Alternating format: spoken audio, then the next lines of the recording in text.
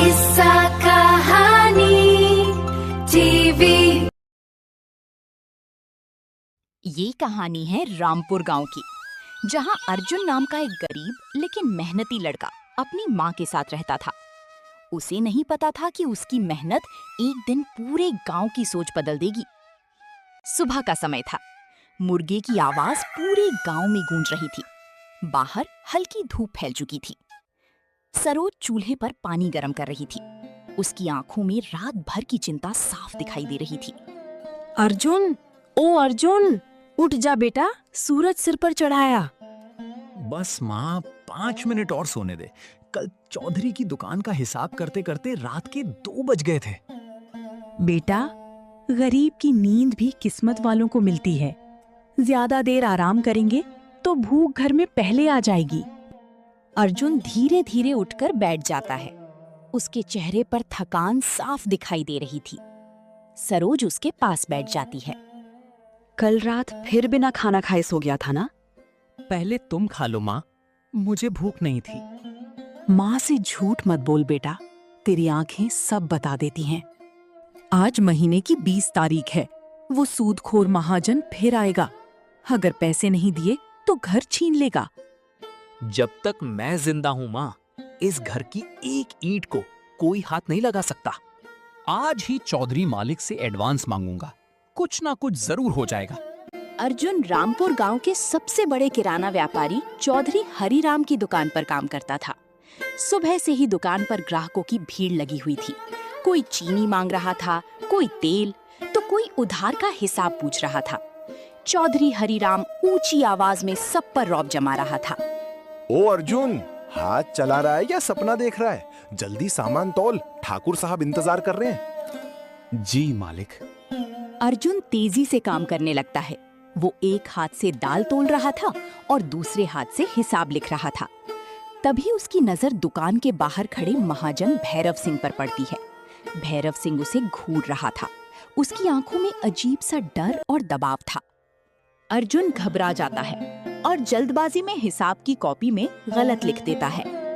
पूरा दिन काम करते करते शाम हो जाती है। चौधरी हरिराम दुकान बंद करने से पहले हिसाब देखने बैठता है। अचानक उसकी नजर उस एंट्री पर रुक जाती है। अरे ओ अर्जुन, ये क्या लिखा है तूने? यहाँ रुपए कम है। मालिक, शायद गलती से गलत लिख गया। गलती? मुझे बेवकूफ समझ रखा है क्या? तूने पूरे पैसे लिए और हिसाब भी कम चढ़ाए। साफ साफ बता, पैसे कहाँ छुपाए? नहीं मालिक, मैंने एक पैसा नहीं लिया। चुप। मुझे लगा तू गरीब जरूर है लेकिन ईमानदार है, पर तू तो धोखेबाज निकला। मेरी पगार काट लीजिए मालिक, लेकिन मुझे चोर मत कहिए। मैंने हमेशा आपकी दुकान को अपना समझकर काम किया है। बस बहुत हुआ नाटक, निकल जा यहाँ से। आज के बाद रामपुर में तुझे कोई काम नहीं देगा। अगले दिन सुबह सुबह अर्जुन काम की तलाश में शहर निकल पड़ा। उसकी जेब लगभग खाली थी और मन उम्मीद और डर के बीच उलझा हुआ था। शहर की भीड़-भाड़ वाली सड़क पर लोग अपनी जिंदगी में इतने व्यस्त थे कि किसी को किसी की परेशानी से मतलब नहीं था।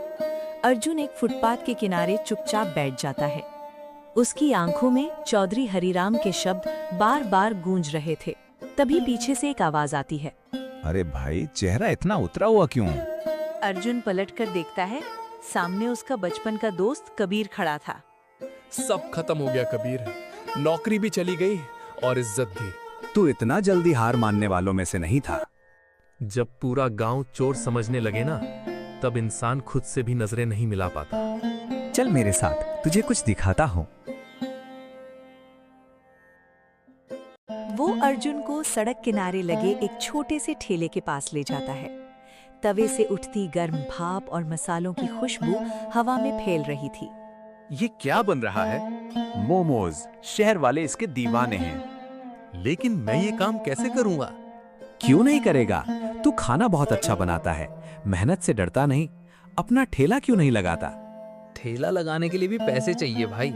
माँ के गहने पहले ही गिरवी पड़े हैं। कबीर धीरे से अपनी जेब से एक पुरानी चांदी की अंगूठी निकालता है। ये मेरे दादाजी की निशानी है, इसे बेच दे। नहीं भाई, ये मैं नहीं ले सकता। दोस्ती में हिसाब नहीं होता अर्जुन। आज मेरी मदद रख ले, कल किसी और का सहारा बन जाना। बस ये वादा कर, चाहे कितनी मुश्किल आए, हार नहीं मानेगा। वादा करता हो। कुछ दिनों की कड़ी मेहनत के बाद अर्जुन ने गांव के बाजार के किनारे अपना छोटा सा ठेला लगा लिया। सुबह से ही अर्जुन पूरे मन से तैयारी में लगा हुआ था। तवे पर भाप उठ रही थी, मसालों की खुशबू दूर तक फैल रही थी। उसकी माँ सरोज भी उसके पास खड़ी थी। चेहरे पर खुशी थी, लेकिन दिल में डर भी। बेटा, डर लग रहा है। गांव वाले इसे पसंद करेंगे ना? मेहनत कभी खाली नहीं जाती माँ। लोग आज नहीं तो कल जरूर समझेंगे। अर्जुन मुस्कुराते हुए सॉस तैयार करता है और जोर से आवाज लगाता है, आइए आइए, रामपुर में पहली बार गर्मा गर्म मोमोज। पास से गुजरते लोग रुककर ठेले को देखने लगते हैं। अरे, ये क्या बेच रहा है? नाम तो बड़ा अजीब है, मोमोज। लगता है शहर से कोई नई चीज सीख आया है। कुछ लोग हंसते हैं, लेकिन कुछ उत्सुक होकर ठेले के पास आ जाते हैं। एक आदमी प्लेट लेकर चखता है। जैसे ही वो पहला निवाला खाता है, उसका चेहरा बदल जाता है। अरे वाह, ये तो बहुत स्वादिष्ट है। दूसरा आदमी भी तुरंत प्लेट मांग लेता है। धीरे धीरे अर्जुन के ठेले पर भीड़ बढ़ने लगती है। कुछ ही देर में वहाँ लोगों की लाइन लग जाती है। देखा बेटा, तेरी मेहनत रंग ला रही है।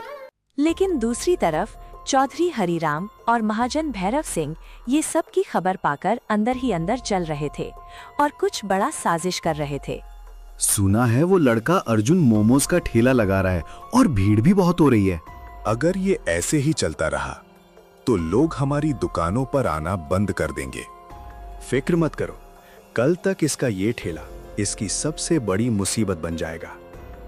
रात का समय था। पूरा रामपुर गांव गहरी नींद में सो चुका था। बाजार की दुकानें बंद थीं और चारों तरफ सन्नाटा फैला हुआ था। हल्की हवा के बीच अर्जुन का मोमो ठेला अकेला खड़ा था। उसी अंधेरे में दो परछाइयां धीरे धीरे ठेले की तरफ बढ़ रही थीं। वो भैरव सिंह और उसका नौकर पप्पू थे। नहीं मालिक, मुझसे ये नहीं होगा। क्यों? अभी से डर गया? अर्जुन भैया बहुत अच्छे इंसान हैं। उन्होंने कभी किसी का बुरा नहीं किया। अच्छाई से पेट नहीं भरता पप्पू। अगर आज ये काम नहीं किया तो कल तेरे बीमार बाप की दवा बंद। लेकिन इसमें बहुत तेज बदबू है मालिक, अगर किसी को कुछ हो गया तो? कुछ नहीं होगा, बस ये सॉस में डाल दे। लोगों का पेट खराब होगा और गांव वाले हमेशा के लिए इसके ठेले से नफरत करने लगेंगे। ये गलत है मालिक। दुनिया अच्छाई से नहीं, डर से चलती है। अब ज्यादा सोच मत, डाल इसे। डर और मजबूरी के बीच पप्पू धीरे धीरे सॉस का डिब्बा खोलता है। आंखें बंद करके वो पूरा केमिकल सॉस में मिला देता है। तुरंत वहां से भयानक बदबू उठने लगती है। हे भगवान, अर्जुन भैया मुझे माफ कर देना। अब चल यहाँ से, सुबह पूरा गांव तमाशा देखेगा। दोनों अंधेरे में वहां से चले जाते हैं, लेकिन उन्हें ये नहीं पता था पास ही एक पुराने ठेले के पीछे लेटा कबीर ये सब अपनी आंखों से देख चुका था। अगली सुबह अर्जुन हमेशा की तरह जल्दी उठकर अपना मोमो ठेला बाजार में लगा देता है। उसे क्या पता था कि आज उसकी जिंदगी का सबसे बड़ा इम्तिहान होने वाला है। धीरे धीरे लोग ठेले के पास आने लगते हैं। गर्मा गर्म मोमोज की भाप देखकर बाजार में भीड़ जमा होने लगती है। तभी एक आदमी मोमो खाते ही अचानक चिल्ला उठता है, उफ, ये कैसी बदबू है। कुछ और लोग भी सॉस चखते हैं और घबराकर पीछे हट जाते हैं। अरे, इसमें जरूर जहर मिलाया गया है। ये हमें मारना चाहता है। नहीं, ऐसा नहीं हो सकता, मैं खुद देखता हूँ। अर्जुन जैसे ही सॉस का डिब्बा खोलता है, उसमें से भयानक बदबू फैल जाती है। लोग तुरंत नाक ढक लेते हैं। देख लिया सबने, यही है इस लड़के की सच्चाई। नहीं, मेरा बेटा ऐसा नहीं कर सकता। किसी ने मेरे ठेले में कुछ मिलाया है, मैं सच कह रहा हूँ। मारो इसे। गांव वालों की जान से खेल रहा था। कुछ लोग अर्जुन की तरफ बढ़ने लगते हैं। सरोज डर के मारे अर्जुन के सामने खड़ी हो जाती है। पहले मुझे मारो, फिर मेरे बेटे को हाथ लगाना। कोई अर्जुन को हाथ नहीं लगाएगा। सब पीछे मुड़कर देखते हैं। कबीर वहां खड़ा था और उसके साथ पप्पू भी था, जिसका हाथ उसने कसकर पकड़ा हुआ था। पप्पू का चेहरा डर से पीला पड़ चुका था। ये सब क्या है कबीर? सच जो अब तक छुपाया जा रहा था। सबको बता कल रात क्या हुआ था। पप्पू कांपने लगता है। भैरव सिंह उसे गुस्से से घूरता है। मुंह संभाल कर बोलना पप्पू। मुझे माफ कर दो अर्जुन भैया, मैंने मजबूरी में ये सब किया। साफ साफ बता, हुआ क्या था? कल रात भैरव मालिक मुझे यहाँ लाए थे। उन्होंने मुझे केमिकल की शीशी दी और सॉस में मिलाने को कहा। मैंने मना किया था, लेकिन उन्होंने मेरे बीमार बाप की दवा बंद करने की धमकी दी। पूरा बाजार सन्न रह जाता है। काका, मैंने आपका क्या बिगाड़ा था? मैं तो बस मेहनत से रोटी कमाना चाहता था। एक गरीब माँ की दुआओं से खेलते हुए शर्म नहीं आई तुम्हें? भीड़ अब गुस्से से भैरव सिंह की तरफ देखने लगती है। इन्हें सजा मिलनी चाहिए। मुझे माफ कर दीजिए, जलन ने मुझे अंधा कर दिया था। तूने पूरे गांव का भरोसा तोड़ा है। नहीं माँ, मैं पुलिस केस नहीं करूंगा। इतना सब होने के बाद भी? अगर मैं भी नफरत से जवाब दूंगा तो इनसे अलग कैसे रहूंगा? पूरा गांव अर्जुन को सम्मान की नजरों से देखने लगता है। तभी चौधरी हरीराम धीरे धीरे वहां से निकलने लगता है, लेकिन कबीर उसे देख लेता है। कहाँ जा रहे हैं चौधरी जी? क्या सबको ये भी बताऊं कि इस साजिश के पीछे आपका भी हाथ था? ये सुनते ही चौधरी हरीराम के कदम वहीं रुक जाते हैं। दोस्तों, इस वीडियो को बनाने में काफ़ी मेहनत लगी है। अगर आपको वीडियो पसंद आया हो तो लाइक, शेयर और सब्सक्राइब ज़रूर करें। आपका समर्थन हमें ऐसी और बेहतरीन कहानियाँ बनाने के लिए प्रेरित करता है। धन्यवाद।